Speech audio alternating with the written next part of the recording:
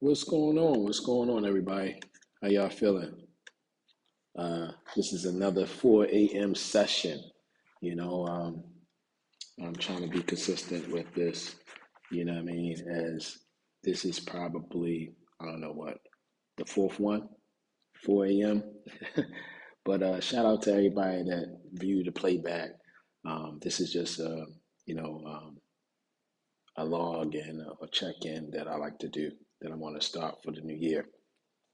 Uh, Man, I've been listening to the audiobook of Rick Ruben, you know, and it's been like, I don't know, man, some gems been dropped in that book, and that's what I'm gonna start off with. I'm gonna start off with one of the things that I wrote down. Um, he said in the book, it says, as artists, we seek to restore our childlike perception, a more innocent state of wonder and appreciation, not tethered to utility or survival. Um, and I want to touch on that topic, today. Uh, it's like really necessary. Art is really necessary. And I talked about art in previous lives, but I really want to make it clear because, art saves lives, and we don't give art or artists or the create or people who create art, much credit. And I'm not just talking about your typical um, paintbrush to canvas. I mean, we are all creatives. We are all artists, and that's one of the things that I've been talking about. And that's also one of the things that he mentioned in his book.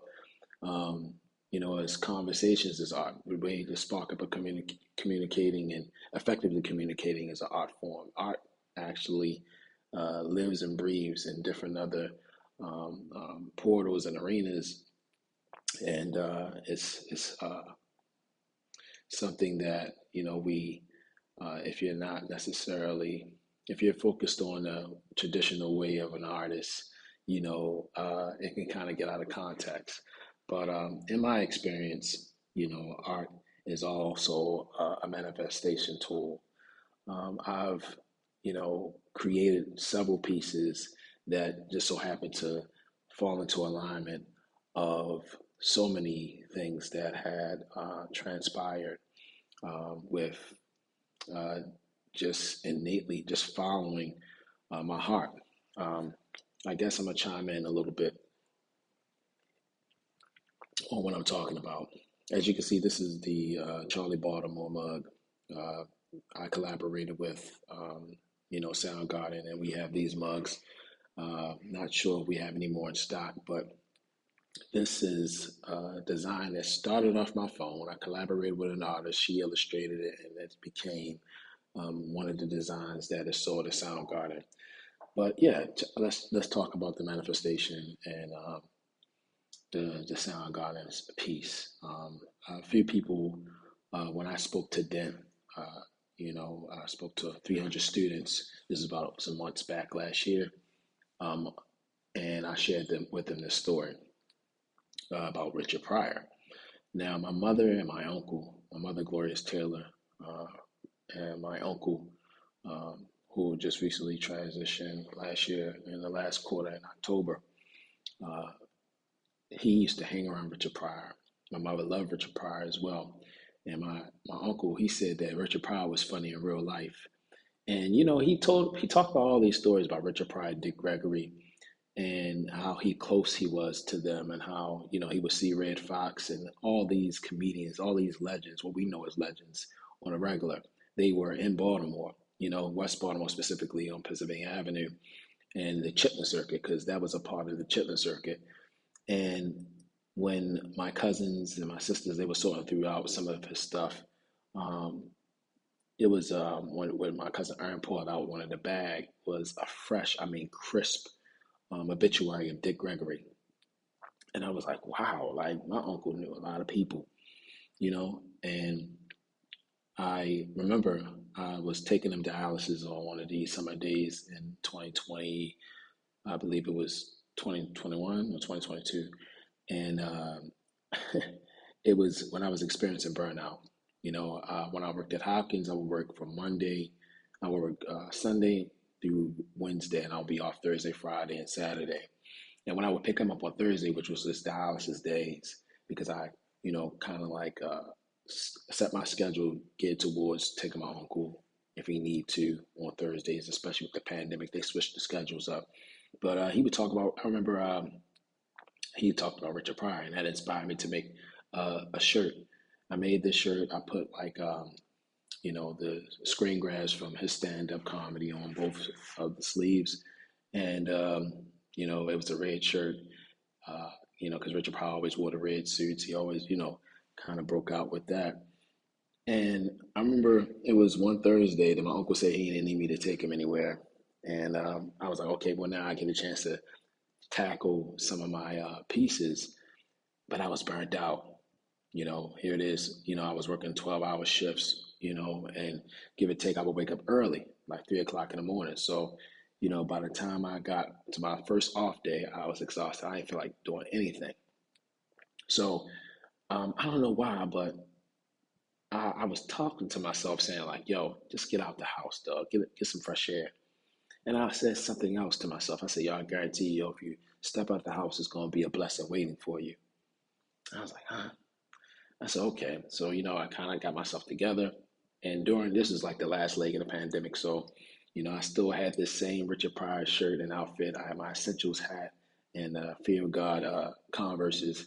And I was determined to take a picture or get someone to take a picture of me in this outfit because that's how I would market what I'm actually selling as a drop. So I decided to wear the outfit again.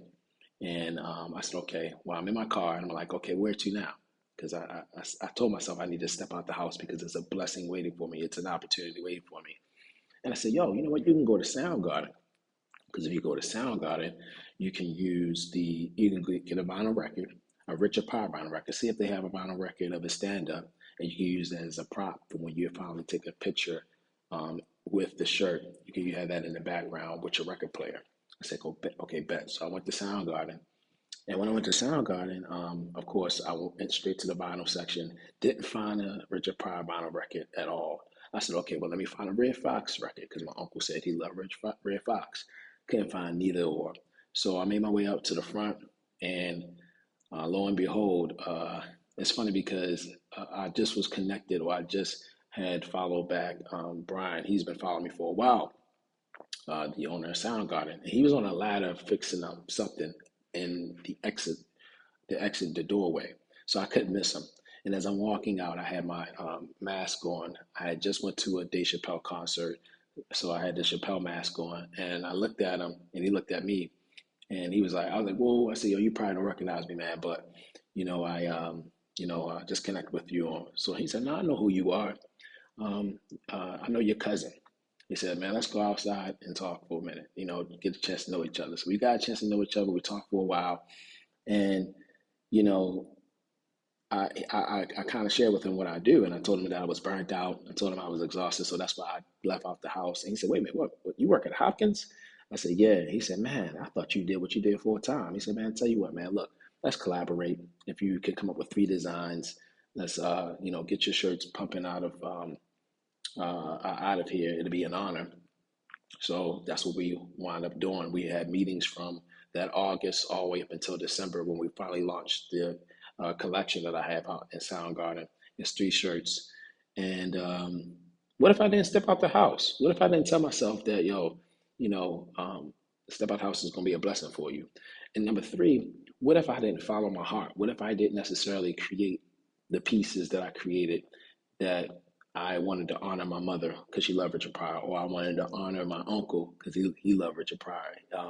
He used to, be in Richard Pryor's presence. That's what inspired me to make the drop. Now, I only sold about 5 of those long sleeve shirts, but it was not about, how many shirts get sold because I like to cut off those selected few pieces. Even this Harriet Tubman hat, I probably only sold about 3 of these in this specific design, but I like to actually create one-of-ones. So, but the Richard Pryor story didn't end there. Like I said, we launched the collection in December of 2022. December 2021. And in January 2022, we planned to go to LA. So Brian contacted me. He said, hey, man, I'm thinking about going to LA. He said, hey, don't you have a hoodie that, you supposed to give the Flavor Flav? I said, yeah. He said, well, look, you might as well make it a trip. Now, being though I was still like caught on to the pandemic, paranoid and all that, I was like, yeah, I don't know, man. I'm gonna just mail it out to him. He said, yo, you should make it a trip. So okay, bet. So we made it a trip, and we flew out there. We was out there February 22nd, 2022. So that's 2/22/2022, and angel numbers, right? And it was crazy because when we got to our rooms, we was like, yo, we gonna go to the comedy store. He said, I got us some tickets to go to the comedy store. So we went to the comedy store, which is like right next to the hotels that we were staying at. And we goes there, and this guy, he was so funny, but he said, hey guys, it was the host. He said, hey guys, before I bring the third act on, I gotta let you guys know this. It just hit me that 40 years ago on this date, February 22nd, 1984, about 40 years ago, I believe he said it was 40 years ago. Sorry if my math is off, but he said 40 years ago, Richard Pryor stood on this very stage, and he killed it. This whole comedy store was in an uproar. And me and Brian looked at each other. We was like, wow. I said, that's crazy because it was the Richard Pryor shirt which led me to go to Soundgarden. So you mean to tell me when we land and we go to the comedy store and this guy says that 40 years ago on this date that Richard Pryor was in this room? Manifestation, right? It didn't end there neither. But this is 11 minutes, and I would love to conclude about how that next day, my the jacket that me and this wardrobe stylist Fernando, who is the stylist for Belair, him and I collaborated, and we was able to get a piece of a design that I designed, the Philly logo, on the show that was worn by Will's character's best friend, Trey. And in that same day, when I recognized that my piece was going to be featured on the show, it's funny because I had looked out the blinds, and what reminded me that the show was going to air that day was it was a bus that just so happened to drive by that had the Bel Air poster on there. So I immediately checked Peacock to see the thumbnail because I was anxious to see whether either the shoes that I designed, because I designed two pieces, whether the shoes that I designed was going to be on the show, or whether the jacket that I designed was going to be on the show. And right when I scrolled, the thumbnail had Will's character, played by Jabari, and Trey, with him wearing the jacket that I designed. I was like, whoa. So I told Brian, I said, yo, look, we're going to have to take a picture. I got to take a picture with the Bel Air poster in the background because this is crazy. You know what I mean? And he said, hey, man, we got a meeting in Bel Air today. I said, that's wild, yo. So you mean to tell me the same day that my design is featured on the show Bel Air, we have a meeting with in Bel Air? He said, yeah, we got a meeting with John Dismore. John Dismore is one of the bandmates, the drummers from the legendary band called The Doors. So we goes to Bel Air, and we meet up with John.